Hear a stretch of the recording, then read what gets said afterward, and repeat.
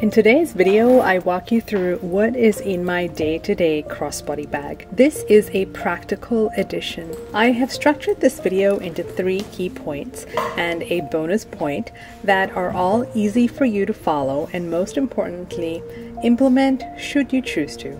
Key point 1 is the crucial basics. I share here many key tips that have enabled me to be more streamlined and efficient when I am out. Key point 2 is the nature gotcha moment. How to be prepared and not be caught unawares. Key point 3 is critical, but many of us miss out on this and definitely need to practice this. The bonus point has made my life mentally easy and so much more efficient, and it could for you too. It also contains one life-saving piece of information, literally. Hi there, I am Simple Vegan Being. Welcome, or great to have you back. I absolutely appreciate you being here. These are the items I use the most often and find super handy. I am genuinely sharing this with you to help every woman out there understand some basics you may want to consider having in your bag. If you are interested in my handbag, then please feel free to check out the video I posted on my bag collection where I discuss my handbag and why I chose it. There is a link to your top right-hand corner on your screen. Point 1. The basics.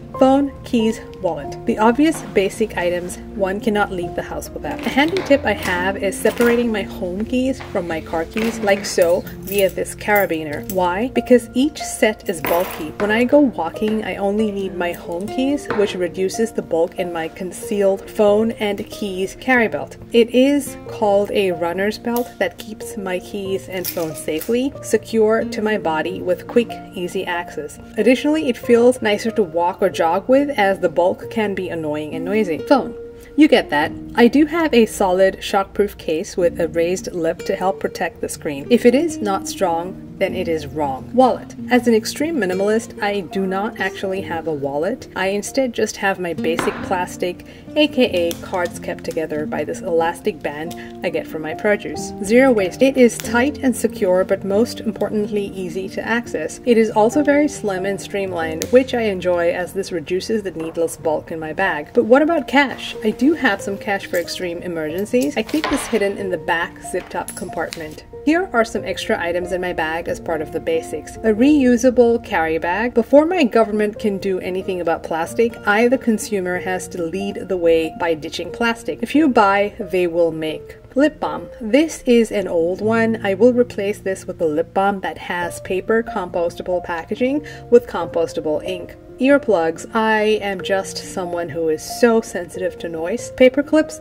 Not sure why I have these or where they came from, but you can make these hearts with these. Hair tie. Self-explanatory. Ink pen for when I have to sign something and I always forget to take my own. Has come in handy on so many occasions. I do not like using other pens. 12-ounce clean canteen vacuum bottle for water and lattes or coffees. Before 2020, I would never use any paper or styrofoam cups from coffee shops. I would always take my own clean canteen or vacuum sealed bottle to reduce the wastage of coffee cups. Additionally, they are laden with chemicals that leach into the coffee and are quite harmful for the body. Sunnies. Prescription sunnies with polarized lenses for the snow.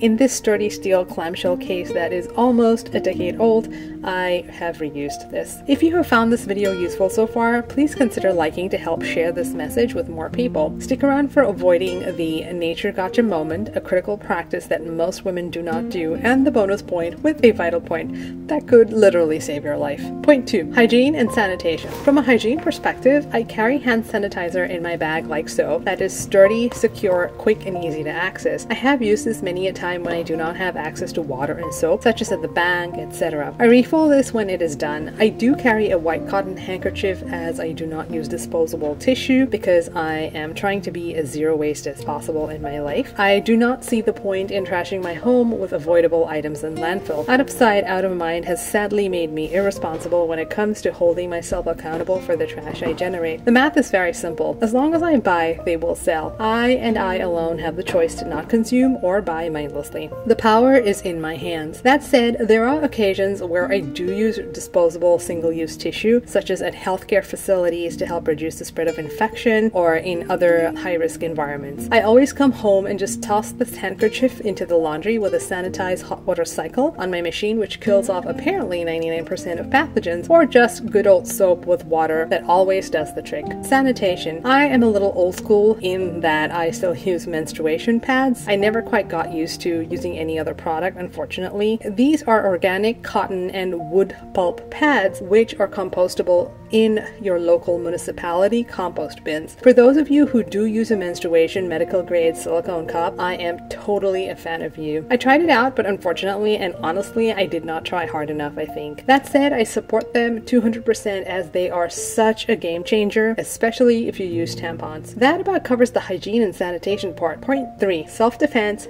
Protection. This is such an important aspect of being female. Every woman out there needs to attend a good self-defense program. I attended one 3 years ago and am due for a refresher. The instructor who created her own course was a 25-year veteran from the military in the USA as a qualified sexual abuse specialist and a karate black belt of 20 years. This woman could snap a person in half if she really wanted to, but instead she always used her thinking skill first. A key point to picking a good self-defense course is to understand that the first step to self-defense is to never put ourselves in a precarious situation in the first place. This is the best self-defense possible, or so I was taught. If this is not possible, then the second step is to be knowledgeable of and identify the red flag situations and extricate yourself from that situation. Only lastly do we try to use our physical self to defend ourselves. Please take a course and verify all of this for yourself. I highly recommend registering for a valid self-defense course. Many courses may largely focus and dive into physically protecting yourself, but little do they focus on key first steps of having the knowledge and intelligence to evaluate and avoid situations in the first place. A good course will have proper lectures, homework, quizzes on how to avoid situations and identify the red flag situations, and then the actual practical aspect as well. Secondly, anyone who is watching this who does not identify as female, please kindly see us, hear us, listen to us, understand us, and please stand up for us. We absolutely appreciate you. We cannot do it without you. Thank you so much. The items I have for self-defense in just any situation really are a rechargeable bike light with a strobe mode as well as a light mode. I use this for letting cars know of my presence when I'm crossing the street in the dark and the rain, as responsibility first and foremost starts with me. Standard pepper spray. Please learn how to use this at your local self-defense